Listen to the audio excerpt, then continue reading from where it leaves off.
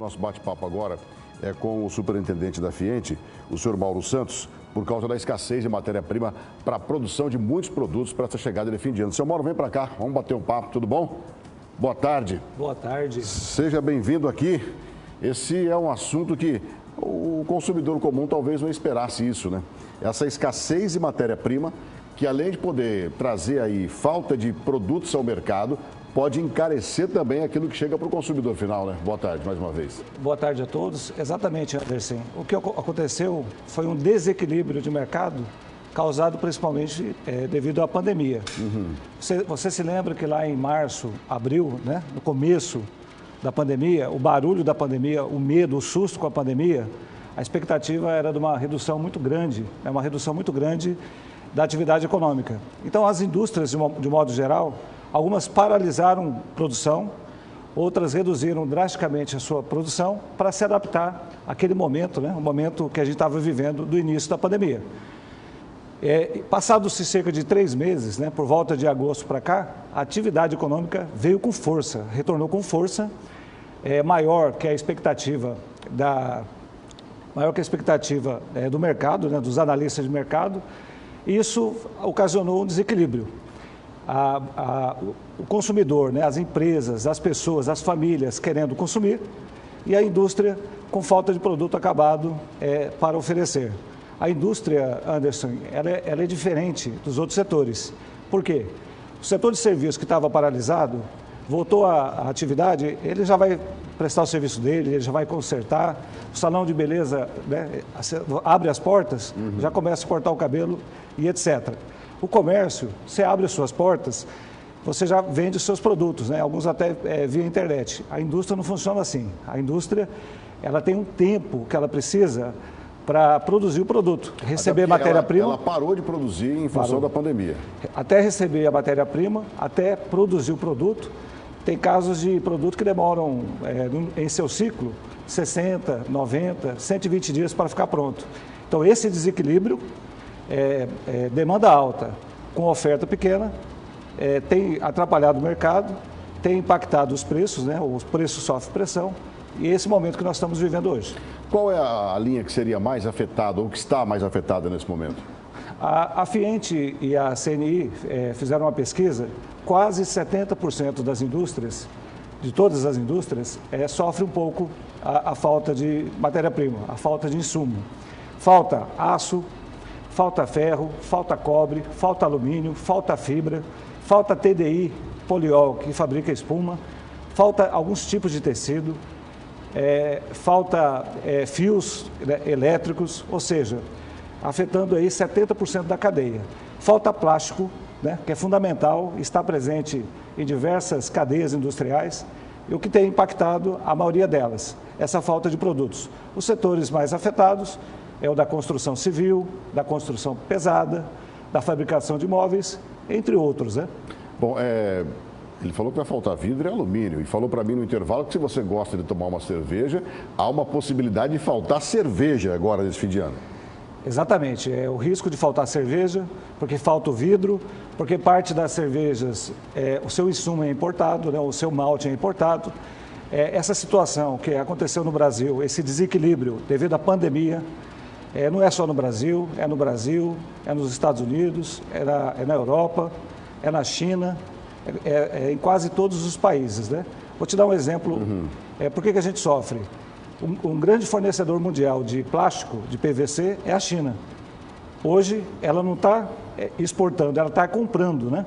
Fazendo com que falte ainda mais esse importante insumo no mercado para a indústria, impactando os preços. Uma dúvida, você falou que vai faltar plástico. Hoje, vende-se muitas, a carne principalmente embalada a vácuo em plástico. A carne já não está com preço tão barato assim, já está meio alto. Isso pode encarecer mais ainda o produto? Encarece, não é só a carne, falta embalagem, falta papelão, embalagem de papelão, aquelas Tetra Pak, falta embalagem de plástico. Aquelas que colocam leite, né? Exatamente, falta afetando toda a cadeia. A gente não pode ofertar um produto para você se não estiver devidamente embalado, né, com toda a segurança sanitária que exige do produto, ainda mais em períodos de pandemia. O senhor acredita que, é óbvio, vai ter uma majoração de preço por causa dessa falta? O senhor acredita que fica em torno de mais ou menos quantos por cento esse acréscimo nos preços agora por falta da matéria-prima? O aço subiu, Anderson, mais de 100%. Né? A carne subiu em média 30%. Os demais itens, como vidro, como cobre, né, como fios, têm aumentado mais de 50%. É o que tem impactado aí a economia e o bolso do consumidor, essa alta de preços. Seu Mauro, tem algum conselho para dar para o consumidor ou até para o próprio empresário para atravessar esse momento? Olha, na verdade, Anderson, o que a FIENTE, né, acredita? Que dia a dia essa situação vai normalizando. O que volta a estabilizar essa questão do preço? É a oferta atendendo a demanda do mercado. Alguns setores isso já começou a acontecer, outros ainda não. A gente acredita aí que vai um ciclo aí de 6 a 8 meses para estabilizar a demanda.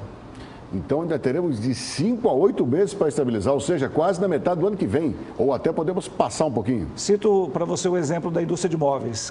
Ela está precisando do insumo TDI poliol, que fabrica as espumas, né, que vão dos estofados, dos colchões.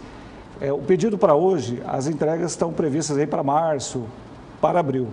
Então, devido a essas situações que variam de setor para setor, a gente acredita ainda num período aí de uns 6 a 8 meses para a situação de abastecimento dos insumos e matéria-prima e produto acabado se normalizar. Ou seja, a gente pode dizer, seu Mauro, que 100% do que a gente consome hoje pode estar prejudicado por causa disso? Pode. Né? Alguma coisa já está normalizada, outras coisas ainda não, você tem dificuldade para acessar. A gente acredita que vai levar esse tempo. Um outro exemplo que eu dou para você é a questão do arroz, né? Por que o arroz subiu tanto? Porque o produto está disponível em menor quantidade. De 2010 a 2020, o país reduziu a sua área plantada em 40%, porque o preço dele não incentivava a cultura do arroz. E com a pandemia, as pessoas ficaram em casa, passaram a cozinhar mais em casa, a consumir mais arroz. O auxílio emergencial do governo, que beneficiou cerca de 70 milhões de pessoas, também impulsionou o consumo do arroz, fazendo com que a quantidade disponível fosse ainda menor, impactando o seu preço. E há muitos anos, Anderson, a indústria de arroz do Brasil não exportava. Agora exportou da pandemia para países como o Peru, né, como os Estados Unidos, como a Venezuela, fazendo ainda uma pressão ainda maior na oferta do arroz sobre a demanda existente, o que impactou no aumento dos preços. Ainda não tem saco plástico para embalar? Isso depende do aumento da área plantada. Então a gente acredita ainda na questão do arroz, uns 6 meses para a estabilização da oferta em relação à demanda e estabilização dos seus preços. Isso o seu Mauro está dizendo, é óbvio, se nós não tivermos a segunda onda da pandemia da Covid-19, que eu já li em alguns sites e notícias que estamparam nesta terça-feira, que em alguns estados, em alguns municípios, essa segunda onda já teria começado. Ou seja, essa segunda onda pode jogar esse tempo mais lá para frente. Interessante, Anderson, que a primeira onda serviu de aprendizado para nós, né? O que a FIENTE sempre defendeu e que na prática deu certo? Lockdowns, né? Sem um critério, não gera resultado. Porque além da gente sofrer com a questão da pandemia, né?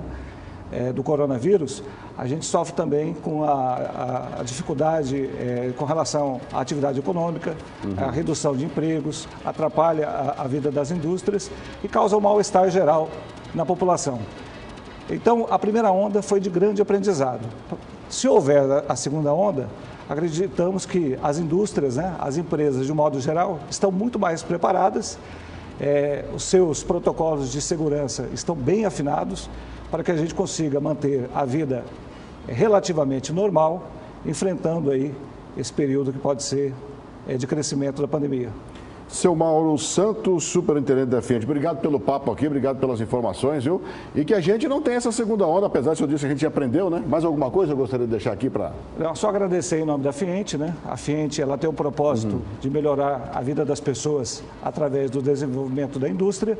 E para nós é muito bom sempre ter a oportunidade de estar aqui falando um pouco desse importante setor produtivo que é a indústria de Mato Grosso.